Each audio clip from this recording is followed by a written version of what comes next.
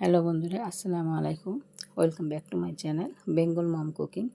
আশা করছি আপনারা ভালো আছেন, আলহামদুলিল্লাহ। আজকে আবারও চলে এসেছি নতুন একটি রেসিপি নিয়ে। আজকে রেসিপিটা হলো কুলের আচার।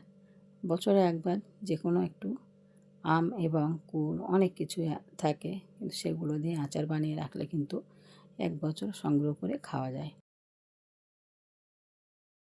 রোদ্রের দেওয়ার ঝামেলা ছাড়াই একটি আচার করে দেখাবো। দেখুন, আমি এই পানি নিয়েছি। এটা কিন্তু দুদিন করে আমি কাঁচা কুল নিয়ে দুদিন ধরে আমি শুকিয়েছি। শুকানোটা দেখালাম না। শুকিয়ে তারপরে যাই পানির মধ্যে আমি ভিজিয়ে রাখলাম। পুরো আধা ঘন্টা মতো আমি ভিজিয়ে রাখবো। ভিজিয়ে রাখবো এটা ভিজিয়ে রাখলে কিন্তু এটা যে গার ময়লা থাকে যা ওটা মানে পরিষ্কার হয়ে যাবে। ভালো করে ধোয়ার পরে পরিষ্কার হয়ে যাবে। তারপরে আমি ভিজিয়ে রাখার পরে কিন্তু এটা আমি আধা ঘন্টা পরেই কিন্তু আমি এটা উঠিয়ে নিচ্ছি যেহেতু একটু শুকিয়ে গেছে, কেন দুদিন ধরে শুকিয়েছে। বেশি শুকানোর দরকার নেই। বেশি শুকিয়ে গেলে কিন্তু আচারটা কিন্তু টেস্ট আসবে না। সেই জন্য কিন্তু 2 দিন কিংবা 3 দিন একটু না কাঁচা থাকলে 3 দিন শুকাতে পারেন।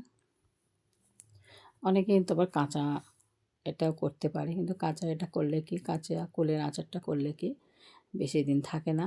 এটা কিন্তু শুকিয়ে করলে কিন্তু এটা 1 বছর সংগ্রহ করে রাখা যাবে। ওই জন্য এটা শুকিয়ে করলে বেশি ভালো হয়। তারপরে দেখুন আধা ঘন্টা পর আমি উঠিয়ে নিয়ে ভালো করে পরিষ্কার করে ধুয়ে তারপরে আমি মুখগুলো ছাড়িয়ে নিয়েছি। যে বোটাগুলো থাকে ওগুলো আমি ছাড়িয়ে নিয়েছি। তারপরে ছাড়িয়ে নিয়ে এটা রাখলাম। তারপরে এটা একটি মশলা তৈরি করার জন্য আমি একটি গ্যাসে চলে এসেছি। চুলায় একটি প্যান বসিয়ে দিয়ে মশলাগুলো আমি দিয়ে দিচ্ছি। দিয়ে জিরে, আস্ত জিরে দিয়েছি, গোটা মরিচ দিয়েছি, আর ধনে দিয়েছি, আস্ত মৌরি দিয়েছি, কালো সর্ষে, এগুলো সব কিছু দিয়েছি। মেথি দিয়েছি, মেথি দিয়ে তারপরে একটু কালো জিরে দিয়েছি। সব কিছু মশলাই দিয়েছি। যেহেতু এটা কুলের আচার তৈরি করবে একটু ঝাল লাগবে। ঝালের জন্য আমি একটু অল্প করে কিন্তু পাঁচফোড়নও দিয়েছি। সব কিছু দিয়ে এটা ভালো করে একটু ভেজে নেব। খুশবু বার হওয়া পর্যন্ত এটা ভেজে নিতে হবে, নাহলে কিন্তু টেস্টটা কিন্তু ভালো আসবে না। কিন্তু আচারের যে মশলাই কিন্তু এটাই কিন্তু পারফেক্ট। এটা কিন্তু মশলাটা না দিলে কিন্তু আচার বলে কিছু মনে হবে না। আচার মানেই এই মশলাটা আগে তৈরি করতে হবে, তারপরে আচারটা সুন্দর হবে খেতে, আর খুব সুন্দর লাগবে।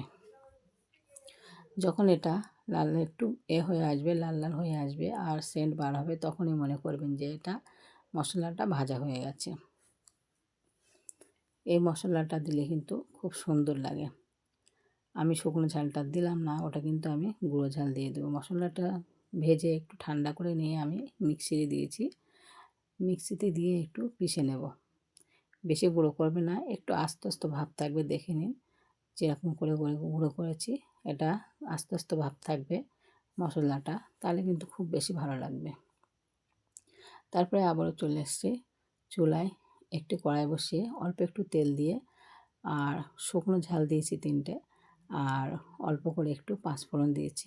দিয়ে এটা ভালো করে নাড়াচাড়া করে তারপরে আমি এর মধ্যে ভালো করে এটা নাড়াচাড়া করে এটা একটু খুশবু বার হওয়া পর্যন্ত আমি এটা ভাজবো। ভেজে নিয়ে তারপরে এর মধ্যে আমি কুলটা ঢেলে দেব। কুলটা ঢেলে দিয়ে দেখুন ভালো করে একটু নাড়াচাড়া করে আরও একটু নাড়াচাড়া করে নেব। আপনারা যে যেখান থেকে দেখছেন না কেন ভিডিওটি, অবশ্যই ভিডিওটি দেখবেন আর আমার পাশে থাকবেন, আর লাইক কমেন্ট শেয়ার করবেন। কমেন্ট করে অবশ্যই জানাবেন যে ভিডিওটি কেমন লাগলো, অবশ্যই আমার জানাবেন। দেখুন এবার কুলটা একটু নাড়াচাড়া করে তারপরে একটু ভাজা করে নিয়েছি। তারপরে কিন্তু আমি গুড়টা দিয়ে দিয়েছি। গুড়টা কিন্তু গলে গেলেই কিন্তু এটা পুরোপুরি, মানে যতক্ষণ পর্যন্ত এটা গুড়টা ভিতরে না যাবে, রসটা ভিতরে যে কুলের যে পানি আছে, সেটা পানিটা বার হয়ে আসবে। দেখুন গুড়টা গলে গিয়েছে, মানে কুলের পানিটা বার হয়ে যাবে। পার হয়ে গেলে আমি অল্প একটু নুন দিয়ে দেব। আগের থেকে নুনটা দেইনি, কেন নুনটা দিলে কিন্তু এটা আগের থেকে পানি বার হয়ে ওটা কিন্তু ভালো লাগতো না। ওই জন্য আমি এখন দিয়েছি নুনটা। নুনটা দিয়ে ভালো করে এটা শুকিয়ে নিতে হবে। তারপরে এটা আমি মশলার গুঁড়োগুলো আমি দিয়ে দিয়েছি। ভালো করে অনবরত নাড়াচাড়া করতে হবে, করে এই আচারটা তৈরি করতে হবে। এটা কিন্তু এইভাবে কিন্তু বানিয়ে নিলে কিন্তু রোদ্দুরে দেওয়ার কোনো ঝামেলাই নেই।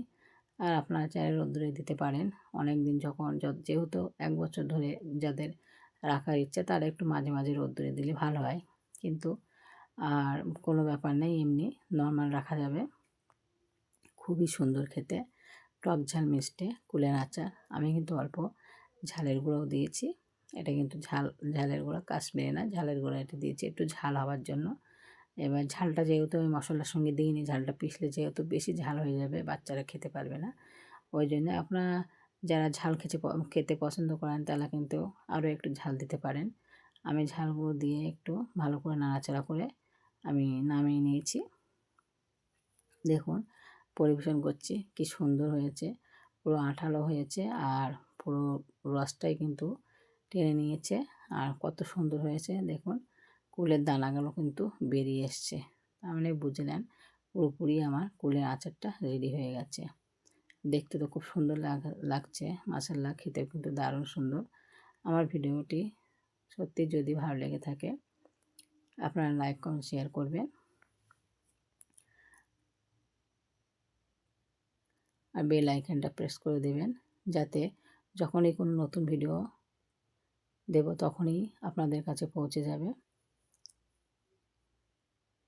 আর বছরে যখনই চাই, যখনই যেটা হবে, একটু আচার করে না রাখলে কিন্তু এটা ভালো লাগে না। ওই জন্য আচারটা করলাম। আল্লাহ হাফেজ।